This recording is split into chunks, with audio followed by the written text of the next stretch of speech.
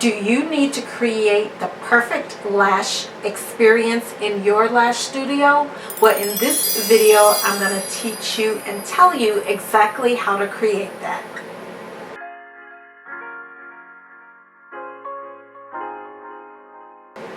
Hey guys, welcome back to my channel, Beautopedia.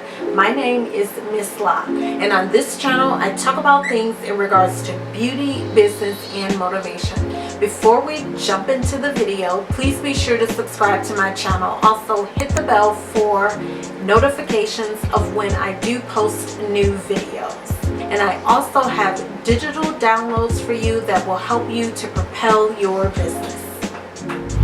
For today's video, we're going to be talking about how to create the perfect spa-like experience for your lash studio. Now, I just opened my lash studio in 2020 due to the pandemic. That was one of the good things that came out of it. So in my studio, I took a lot of time and a lot of effort to give that spa-like experience. So for today, I'm going to tell you exactly my tips and tricks so that your clients will become regular lash customers. There are so many lash artists nowadays. It seems like every other person is doing lashes. So the goal that I try to strive for and that you should try to strive for is to keep the full sets rebooking to come back into your studio. So when I took my lash training, I also took a business course geared towards marketing and how to create a good customer experience, and it was specifically for lash artists. So in this video, I'm going to tell you about the things that I do so that my customers love my atmosphere. It creates a spa-like experience. They refer me, and they also rebook to come back for services. Now in my studio, I love pink, so a lot of things are pink. So one of my staples in my studio is I have a flower wall, and when I was thinking of what I wanted to convey to guests and to the public was I wanted it to be girly but also simple. So my studio is a reflection of that. So when I decided to open my studio, I decided on colors that were like pink, colors that were like pastel, and as you can see from this is kind of sort of like the flower wall that I use. So you will find these colors spread out throughout my studio, and this was kind of like a mood, or went on my mood board, or was like a focal point within my studio. So when you are deciding, or when you decide you want to open up your own space, you do want to think about colors. You want to think about pictures. You want to think about accessories. All those should tie into giving the best customer service and spa-like experience to your lash guest. Something that was important to me is I like to educate a person when they come in for a service. So on my wall, and I will insert pictures, on my wall I do have examples of lash styles. I have examples of how the lash diameter, the thickness of the lashes works. So when they come in, we go through this whole consultation, and those pictures are on my wall. So when you're thinking about what you want to convey to your lash guests, kind of walk through and just simulate in your mind what would be to you the perfect spa-like experience for your guest. I did that, and my studio is a reflection of that. And like I said, from the paint to the flower wall to the chandelier to even the lash chair, all of it is a reflection of me wanting to give the best spa-like experience, so they refer and they rebook. A part of the process when you're into the decor of your studio is to know your target market. So my target market are women, people that want to make an investment for lash extensions. They're generally between the ages of 28 to about 42. They generally work. I see a lot of nurses. I see a lot of people that are in the restaurant industry. So to them, looks are important. Not to say it's not to anybody, but for their particular 9 to 5 or day to day, those are the types of people that I see. So in knowing my target market as a part of my research before I even opened my studio colors, the theme of it is a reflection of that. So one of the best things I can say to you is know who you're marketing to, because the person who wants full volume may not want like a huge flower wall or a certain type of chandelier. She may want different things. Not to say they wouldn't be girly, but each age group I found wants a different type of feel when they come in to get a service. So know your target market. The next thing, and this is super important, is to know your budget. And if you hear that noise, that's my dog playing with his new duck chew toy. So yeah, but anyway, know your budget. I shopped a lot on AliExpress, Alibaba, because they were cheaper. It took a long time for it to get to me, but it was cheaper. I ordered it straight from where it was made from, so I was fine with that. But you want to set a budget. When you set that budget, that makes it easier when you're shopping for your decor.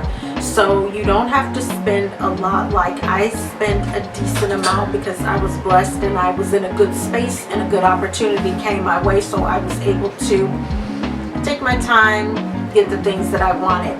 But know your budget. Don't overspend. The one thing I would say I splurged on was the chair for my client and the chair for myself. Those things kind of spend extra on, because trust me, your back, your feet will thank you for it if you do. So know your budget. I would say a good one to start, if you're in a studio, you can do it for maybe $1,000. You can do maybe $750. Depending on what your chairs look like, you could possibly do that. But like I said, don't go overboard. Set a budget, stick to it, hit some sales, check out AliExpress, and you should be able to have your studio looking amazing. I am big on scents. So in my studio, I do have an aromatherapy. It's like a little thing, you put water in it and you can put the little scents in. It's like a aromatherapy thing. But I do that and people love it. So everybody may not be into it, but I've had guests tell me it smells so good in here. Like when I lay down in that chair, it is like the best relaxing experience. And that's what I'm trying to do. Like I may not be the fastest lash artist, or I may not be giving you full volume, but I'm going to give you a great lash session, and that includes the smells that are around you. So look at aromatherapy things or smells that you can have in your studio that would make a person feel relaxed, and invest in that. I bought mine from, I want to say Walmart, and it maybe was like 17, 18 bucks, but it is the best thing. So check on there, Walmart, Amazon, places like that, but make sure the smells are things that will bring peace, relaxation, and you will be amazed what your clients will say. The two items I would definitely say invest a little bit more in are going to be your chairs, meaning the lash chair for the client when she's getting a lash service, and then also the chair for you. Now I bought a massage chair from off Amazon. I think it was like $197, and the chair, and I'll insert a picture of it, but the chair, like, it's adjustable, so you can bring the feet up or down according to what they want, the head as well. If I need to bring them all the way back, or if they get uncomfortable with that, I can adjust them.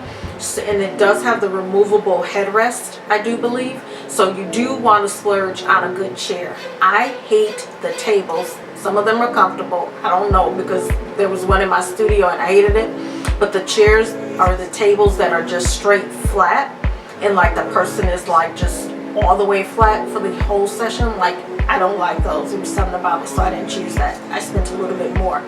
Then also on the chair, I'm sitting on like a regular swivel chair now, but in my studio I have a saddle chair. That chair is not cheap, but it saves your back and it saves your legs, because sometimes I find that my feet go to sleep when I'm lashing, but that saddle chair helps a lot. So if I would say anything, spend a lot on the chair for your guest, and then look at a saddle chair, because your legs, your back will thank you, and your guests will thank you. All my guests, when they come in, they're literally snoring in my chair, so I know it was worth the $200. So invest money in those two tools. When a guest comes into my lash studio, what I do is I always explain the process. So we have a lash consultation, or we start with forms. So I have forms that they complete. The forms is like a COVID form because we're still in pandemic. The next form is a form that tells me their history, so I know that, and the last form collects their information so I can target to them through email. So they go through the forms. Then we have a lash consultation. I show them the lash styles. I show them the lashes that I use in my studio, and then we talk about their day-to-day, and from that determines what type of lash set I'm going to do. So you do want to have that conversation with them, explain that process. I'm going to do a lash bath, I'm going to do primer, and as you're working on them, explain it as well. They appreciate that a lot, because it doesn't feel like they're just throwing money at you and you're not telling them anything. And then also at the end, I also do an aftercare sheet, and then I also do a frequently asked question sheet. I give that to them to take, so all those answers are right there at their fingertips. So make sure that you are explaining the process, because this is an investment. They want their investment to last. You're a part of that. So make sure you offer that service as well. Before a guest comes into my studio, I generally will send them an expectations email and a text, meaning I send them exactly what to expect, meaning time-wise, what I can and cannot do, what is and is not allowed in my studio, so that when they come in, they're not expecting to be walking out of there looking like, I don't know, Kim K, Cardi B, whoever. They're not expecting that. They know they're coming in to either get a classic or a hybrid set. I explain that up front, and when you get that out ahead of time, that makes the whole process so much easier, because they know what they're getting. So you can create something on your website that's a frequently asked question. So what I do is, when a person books, they get a text from me and they get an email from me, and I steered them, or the links are there for them to read that, so they know exactly what to expect. And trust me, it just makes the process so much easier, because a lot of those questions are answered within your links that you send to them in regards to what to expect at a lash session. So those are my tips for creating a spa-like experience for your guests. My question to you is, if you have a lash studio now, how are you creating that spa-like experience for your guests? Let me know in the comments. Thanks so much for watching this video, guys. Please be sure to subscribe to my channel. Also hit the bell for notifications. As I stated, on this channel, I talk about things in regards to beauty, business, and motivation to help you propel your business, so you don't want to miss any of those videos. Have a great day, guys. Bye.